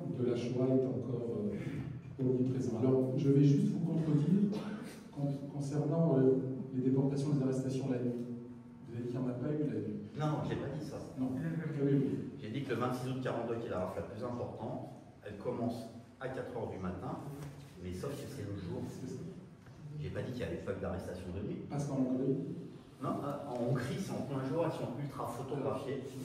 à Oradea, qui était offensive en Union hongroise, ils ont pris un morceau de la voie de chemin de fer, ils l'ont amené jusqu'au ghetto et ils ont été déportés la nuit. Au petit matin, la population se servait dans les maisons. Oui, mais il y a toujours un contre-exemple. Voilà, absolument. Sauf que pour la Hongrie, on a une quinzaine de déportations qui ont été photographiées, 15 contre 1, ça fait. On a plein de témoignages. Non, non. C'est l'occasion en tout cas de rappeler, C'est puisqu'on est à Montpellier, la rafle des Juifs de l'Hérault du 26 août 42 qui a eu lieu donc juste avant le petit matin sur 1010 juifs qui devaient être arrêtés, selon une information transmise par les services vichistes à la préfecture de Voltaire. Seulement 419 l'ont été. C'est un échec partiel qui renvoie à l'échec partiel de la rafle des Juifs de Nancy. Et la municipalité a rendu hommage effectivement à certains responsables vichistes, contre l'exemple de Maurice Papon, Michael Delafosse le rappelle régulièrement. Il y a un square Camille Ernst du côté de Beaux-Arts de Tenay, et la cour de la préfecture Camille Ernst qui renvoie à ce fonctionnaire courageux qui a été un contre-exemple de Maurice Papon, puisqu'il a enfreint les ordres vichistes, il a prévenu avec les différents corps armés les juifs de l'imminence de la rafle. Beaucoup n'ont pas pu, sinon ont pu parler d'échec effectivement total. Y a-t-il des questions pour notre brillant historien Karl Hoffmann? Je vois qu'Hugo ne disait rien, il a été photographe pendant 4 décennies à Montpellier. Je le voyais scotché. Professeur Sultan, puis ensuite Margot Lévin.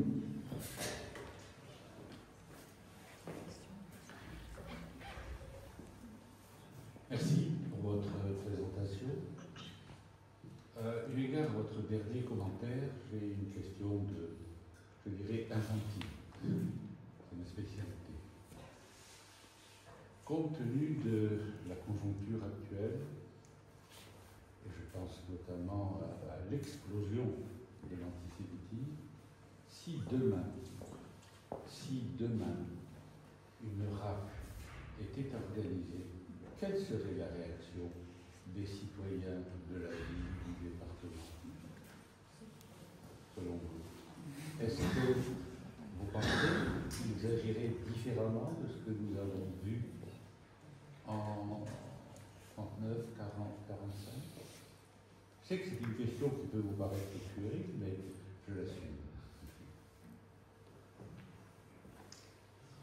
Alors, déjà, moi je suis historien. Dans l'historien, c'est l'étude du passé. Oui. Et si j'étais capable de lire l'avenir, je jouerais au loto, ça m'éviterait de continuer à bosser. Attendez, non, c'est pas le présent, parce que si vous voulez faire un parallèle entre 42 et le présent, je peux vous dire qu'on est en République, pas dans l'État français, que la France n'est pas occupée par les Allemands, donc le présent n'a rien à voir. Rien. Ni de près, ni de loin. Est-ce qu'il y a une explosion d'antisémitisme? Évidemment, il faudrait être le dernier des abrutis pour dire le contraire. Il y a beaucoup d'abrutis. Mais entre une explosion d'antisémitisme et la solution finale, il y a quand même une série de gouffres. Donc il ne faut pas tout mélanger. Et il n'y a personne qui veut faire des rafles de juifs au pouvoir. Il n'y a personne. Ou alors, donnez-moi un nom. Donnez-moi un nom. LFI. J'ai dit au pouvoir. Et à ma connaissance, ils n'ont pas demandé à ce qu'on exclue les juifs de la société française. En train de vous dire qu'il n'y a pas d'antisémitisme, mais il ne faut pas tout confondre. La France insoumise, c'est pas encore le Parti populaire français de Doriot. Non, c'est pas encore. Alors, je dis c'est pas encore. Deuxièmement, ne me faites pas dire ce que j'ai pas dit. J'ai pas dit qu'il n'y avait pas d'antisémitisme. Mais entre forcer le trait, parler de rafle, alors qu'on est en République, avant les rafles, il y a le statut des Juifs. Avant les rafles, il y a l'organisation économique. Avant les rafles, il y a l'internement de masse. Je peux continuer comme ça. Michael a rappelé qu'il y a eu 400 textes antisémites en France. Pour l'instant, il y a 0 texte antisémite en France. Pour l'instant, le pouvoir politique dénonce l'antisémitisme. Je parle du pouvoir. Qu'il y ait des antisémites en France, ce n'est pas une nouveauté. Je vous rappelle que on a tragiquement perdu un borgne qui a été antisémite de première ligne pendant 40 ans. Je vous rappelle que lui a succédé quelqu'un qui tient des propos antisémites depuis 15 ans, qui a expliqué que Dreyfus était coupable et que Vichy n'était pas antisémite. Cet homme, il s'appelle Éric Zemmour. Donc, il y a des choses qu'il faut aussi remettre en contexte. Il n'y a pas que la LFI qui se vautre dans l'antisémitisme, il y a aussi bien l'extrême droite, incarnée par un type qui a par ailleurs la particularité d'être d'origine juive, mais ça n'exonère pas d'être antisémite. Quelqu'un qui dit que Dreyfus est innocent, qui est coupable, est un antisémite pathologique. Quelqu'un qui dit que le régime de Vichy a protégé les juifs est un antisémite pathologique. Et dans un cas comme dans l'autre, ils ne sont pas au pouvoir. La solution finale, elle n'est pas encore sortie des cartons. Et la situation qu'on vit, pour qu'elle soit tragique, dure, tout ce que vous voulez, ça n'a aucun rapport avec ce qui s'est passé à partir de l'été 40. Il faut arrêter avec ça. Il y a d'autres exemples dans l'histoire où l'antisémitisme a été virulent, mais ce n'est pas 1940. Voilà, il suffit de dire, vous voulez faire des parallèles, dites le début des années 30, dites la fin du 19e siècle, dites en Afrique du Nord, les pieds noirs qui dénonçaient Crémieux, le décret Crémieux, où les colons ont élu comme député d'Alger Édouard Brumont, père fondateur de l'antisémitisme en France. Bah là, on a un parallèle, on peut.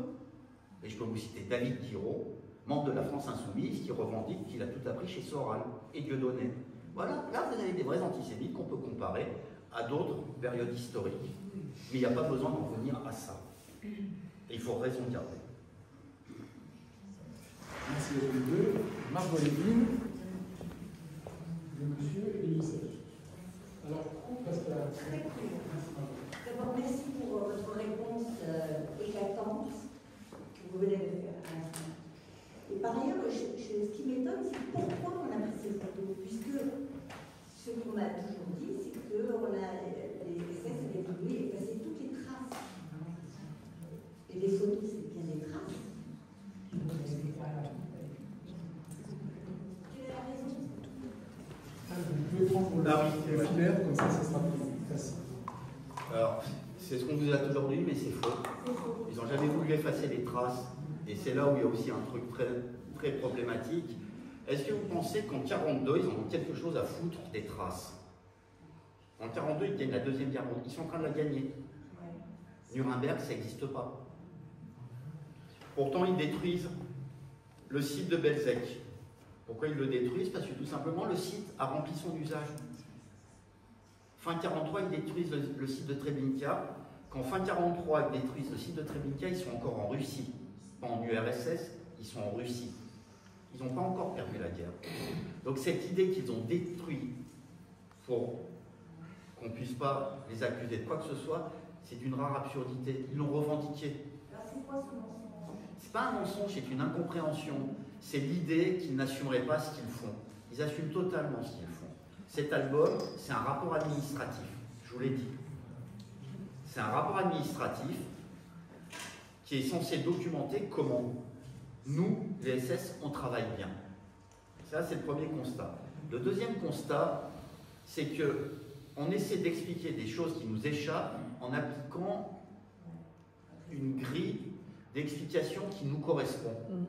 Je vous donne un exemple. À Auschwitz, on brûle les corps pour effacer les traces. En fait, non, c'est beaucoup plus simple que cela. Je vais vous remontrer une photo aérienne, qui permet de comprendre les choses de manière beaucoup plus simple. Vous avez le camp de Birkenau ici, vous avez la garnison SS ici, et vous avez une ville allemande qui s'étend à partir d'ici. En 1942, vous avez 100 000 cadavres qui sont enfouis dans les champs ici.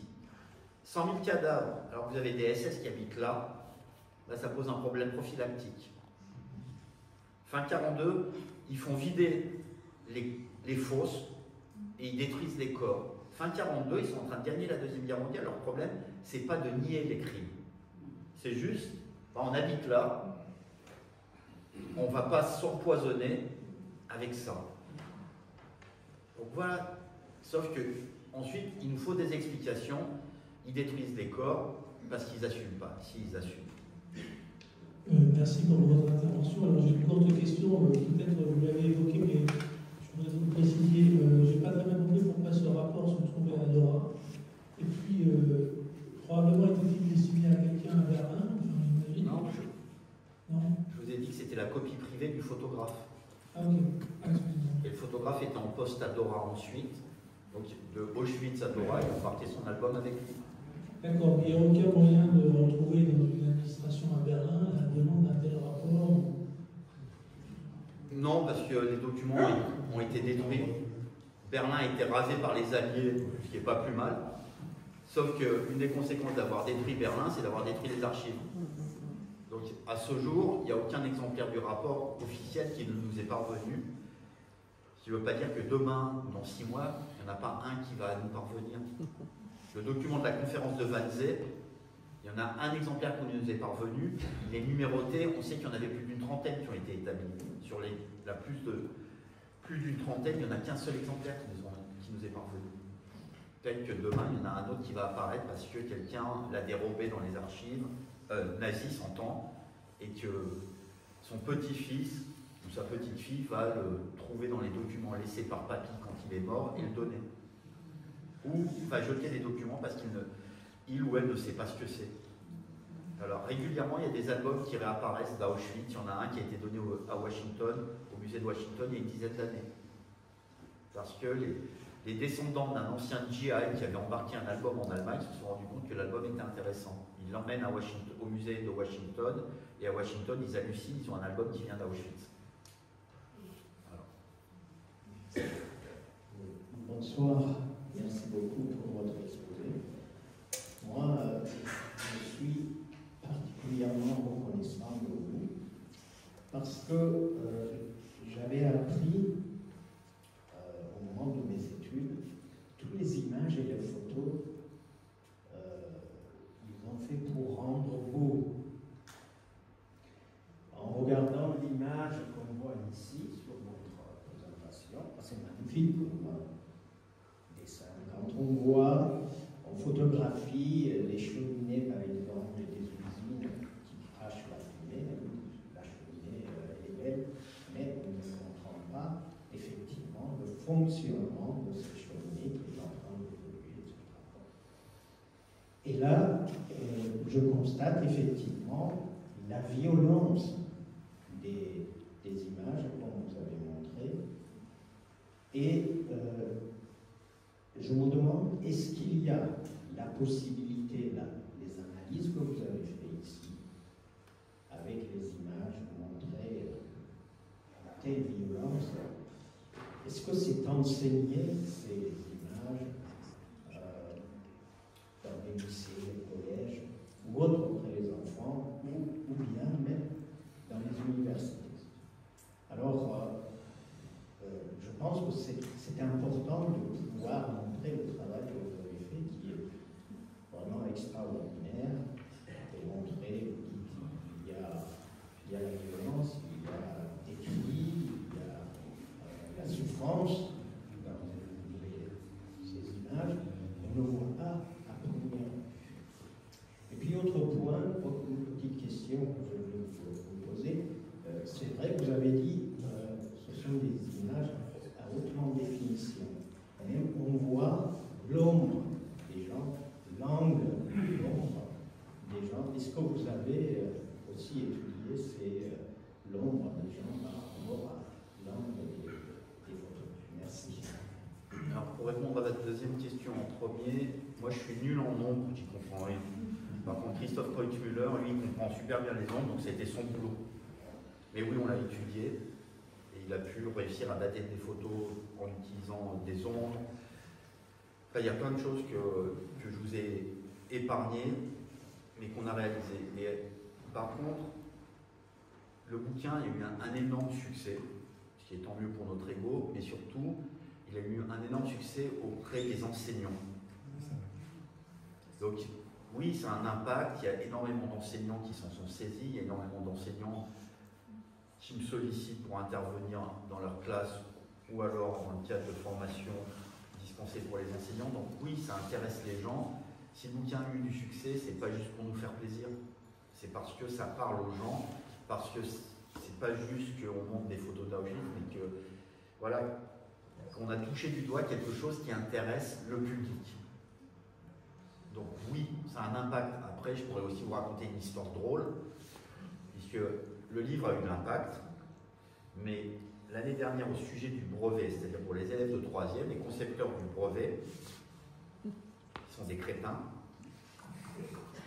ont vu que le bouquin avait eu du succès. C'est un bouquin qui fait 500 pages. Vous n'êtes pas obligé de tout lire, mais l'idée du bouquin, c'est de dire faites attention avec l'usage des images. Donc ils ont pris une des photos de l'album, ils l'ont collée aux élèves, et la seule légende qu'ils leur ont fournie, c'est que l'auteur des photos, les auteurs des photos, c'était Brugman, Kreutzmüller et Hörl. Donc ça montre une chose, ils n'ont pas compris de quoi on parlait parce qu'ils n'ont pas ouvert le bouquin, ils n'ont pas compris de quoi parlait le bouquin, et ils ont juste collé une photo à des pauvres gamins, et j'en connais parce que j'ai des amis qui ont des enfants qui ont passé le brevet, et il y a plein de gamins qui ont expliqué que c'était moi qui avais pris les photos. C'est la seule info qui a été donnée. Donc quand je vous dis que les concepteurs sont des crétins, c'est vraiment assumé, ce qui est problématique aussi parce que ça a été validé, mais ce n'est pas la première fois qu'il y a un problème des images dans un concours de l'éducation nationale. Il y a quelques années, il y a un sujet du bac qui a été donné, en plus c'est en bac pro, comme on dit, le pire du pire considéré d'un point de vue méprisant. Et tu me corriges Marie-Ange si je me trompe de sujet, mais on avait demandé de commenter une photo de la mission Apollo 11 en mettant une photo de la mission Apollo 10. Et une fois que l'erreur a été pointée, les concepteurs du sujet ont dit c'est pas grave. Ce qui, d'un point de vue documentaire, revient à demander à des gens de commenter la constitution de la 5e en filant le texte de la 4e, d'un point de vue déontologique et documentaire. Mais ça illustre juste l'immense problème qu'il y a dans le rapport aux images.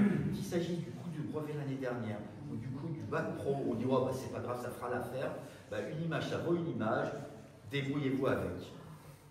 Voilà, donc pour répondre à votre question, oui, ça intéresse les gens dans plein de domaines, pas juste des enseignants, le grand public.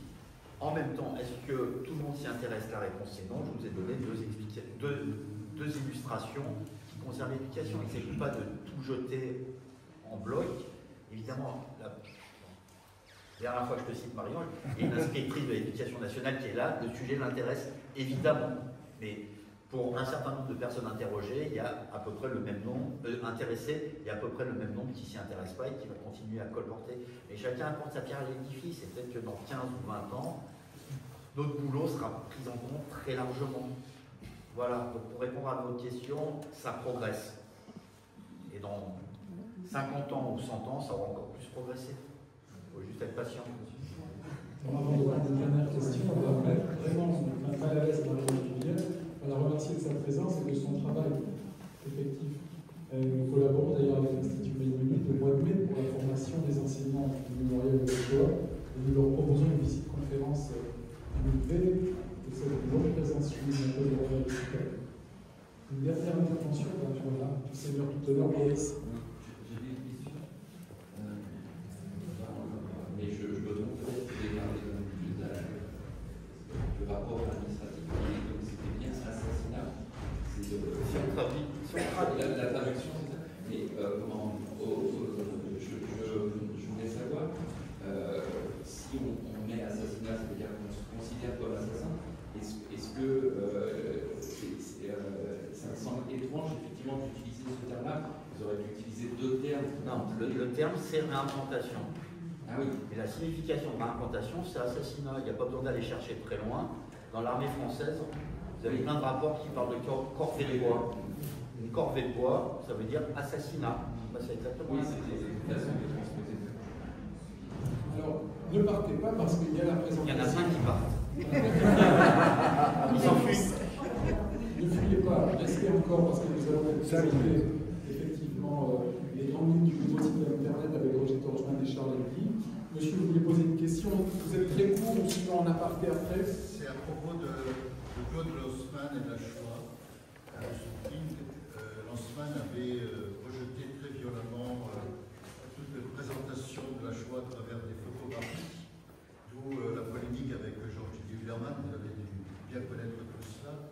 Est-ce que ce rejet qu'il avait de la photographie des camps tenait simplement au fait qu'il considérait que rien ne pouvait témoigner de cet événement, par principe, ou est-ce que c'est parce qu'il n'avait pas perçu ce que vous avez fait de façon admirable, c'est-à-dire que ces photos comportent toute la violence que lui a essayé de restituer par les discours des personnages qu'il a interviewés? C'est une question très importante que vous soulevez. Pour répondre très rapidement, mais ça nécessiterait une plus longue élaboration, Lanzmann a fini par s'auto-caricaturer.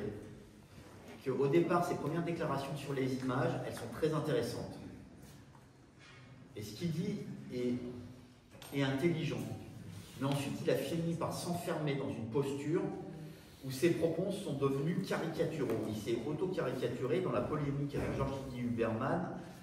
Pas tant lui, mais ses soutiens ont été ultra caricaturaux. Autrement dit, de quelque chose qui était bien vu au départ, il en a fait quelque chose qui est hautement problématique, notamment avec sa posture qui a consisté à dire si je trouvais de telles images, je les détruirais. Ce qui évidemment est hautement problématique. Mais au départ, il dit juste une chose, c'est que l'immense majorité de ces images sont mises en scène par les nazis et donc ne peuvent pas retranscrire proprement la réalité. D'une certaine façon, nous, ce qu'on a fait, bon, là je me tarde d'avoir réfléchi à partir des propos de Lanzmann, qui n'est pas le cas. L'idée, elle est née un soir à Boston en buvant une bière, donc ça n'a rien à voir. Mais d'une certaine façon, je pourrais me réinscrire dans l'idée de Lanzmann que ces photos ne disent pas la violence pour montrer que finalement, oui, elles disent la violence. Mais j'insiste, au départ, ce qu'il avait dit n'était pas caricatural. C'est par la suite, comme souvent, il s'est auto-caricaturé sur ces dernières années. Et donc, ça le dessert à l'arrivée. Voilà, pour répondre de manière courte, puisqu'il faut... Absolument. On va encore remercier Tal Brugman pour sa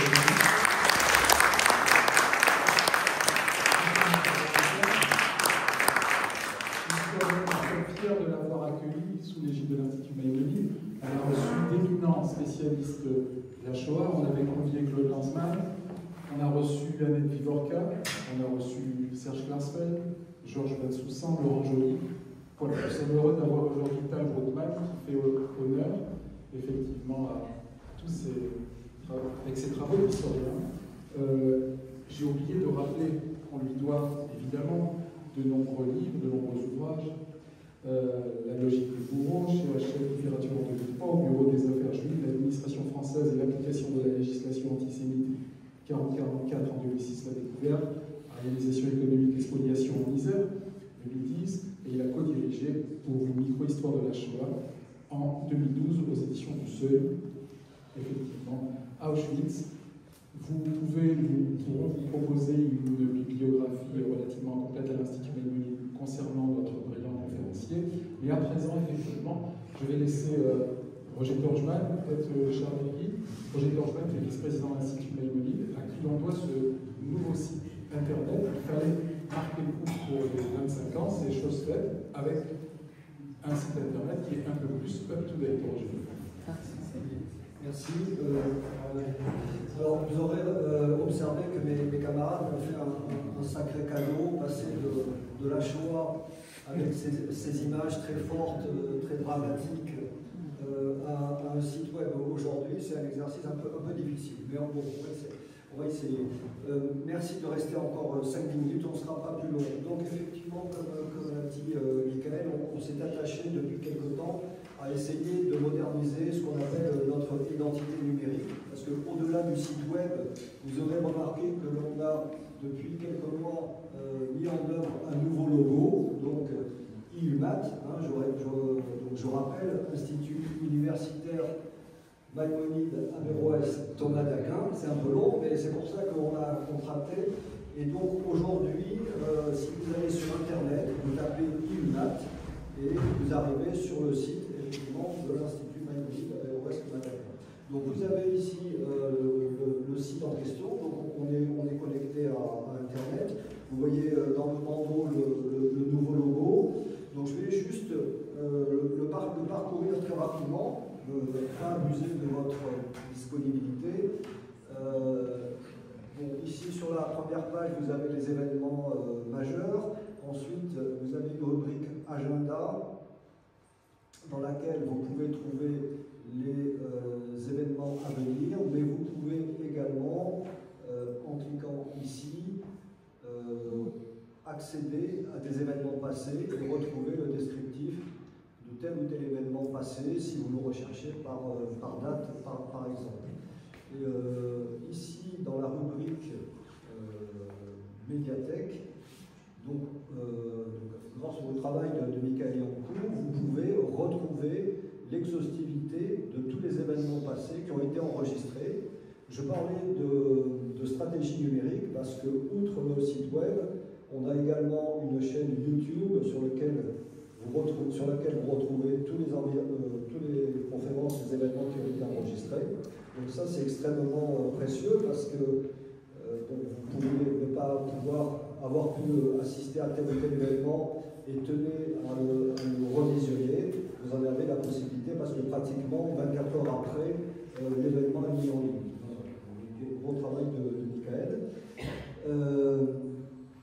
Et donc vous pouvez retrouver ici l'exhaustivité de tous les événements auxquels vous n'auriez pas pu assister. Voilà.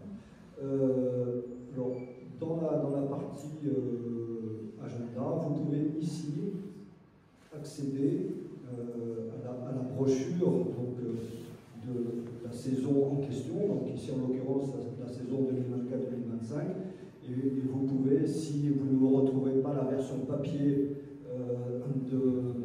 du programme de la saison, retrouver ici exactement donc la reproduction de la brochure.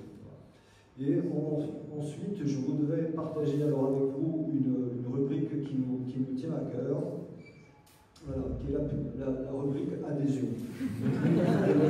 Une parenthèse, aujourd'hui on a à peu près 500 adhérents, et sur ces 500 adhérents, il y a à peu près que 10% de nos adhérents qui ont pris une cotisation. Alors la cotisation, elle est d'un montant modique, elle est de 30 €. Donc, pourquoi adhérer? Pourquoi payer une cotisation? Bien évidemment, cette cotisation se fait sur la base du volontariat. Donc, l'Institut Maïmonide a toujours fonctionné sur une base de proposer des événements à titre gracieux. Et vous aurez observé qu'il y a un effort, Charles l'a évoqué, pour les 25 ans de programmation, ce qui nous conduit à devoir effectivement faire venir des intervenants, parfois de loin, pour lesquels on prend à minima donc en charge leurs frais de déplacement, leurs frais d'hébergement, mais également ce que l'on a mis en place, ça représente effectivement un budget non négligeable, de développer un nouveau site web, de mettre en place une nouvelle stratégie numérique. Outre le site web, outre la chaîne YouTube, Michael, depuis quelque temps, a également initié donc, une présence à travers Instagram, et notamment donc, effectivement, ces petits enregistrements qui permettent de retracer l'histoire du judaïsme depuis le Moyen-Âge. Voilà. Donc tout ça, ça correspond à un certain nombre d'investissements qui ont été consentis par notre association, même si effectivement elle est soutenue par des collectivités territoriales, je savais la présence des représentants de la mairie, de la région, mais effectivement il y a un effort particulier qui a été consenti à l'occasion du 25e anniversaire, et donc on vous invite à non seulement adhérer, ce qui vous donne ensuite la possibilité de recevoir régulièrement les informations de l'Institut, la newsletter, des événements spéciaux, mais également d'adhérer et de souscrire donc une adhésion, voilà, à un montant encore, j'estime, modique, eu égard à la qualité, je pense, qui est reconnue maintenant de tous les événements de l'Institut Maïmonide, et ce depuis 25 ans. Voilà, je vous remercie de votre attention. J'espère que le message sera reçu. On va observer que le pourcentage d'adhérents aura significativement augmenté. Encore merci. Merci beaucoup, Roger. Prochain rendez-vous, début avril, avec Jean-Michel Garry pour le judaïsme entre christianisme et l'islam, et le 28 avril avec Brigitte Stora sur l'antisémitisme. Bonne soirée, merci beaucoup. Au revoir. échappé à l'un.